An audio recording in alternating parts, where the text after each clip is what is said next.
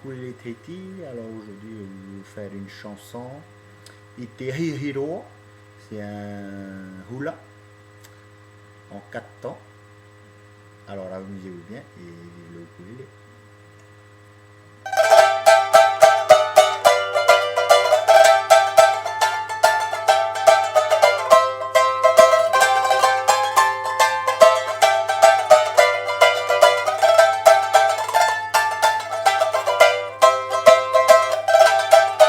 Ite ahi ahi hiroa, ite tapera te mana,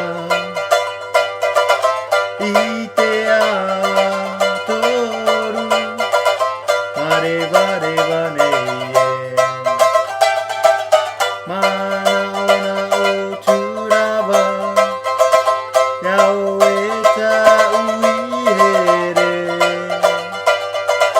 Te tahe pape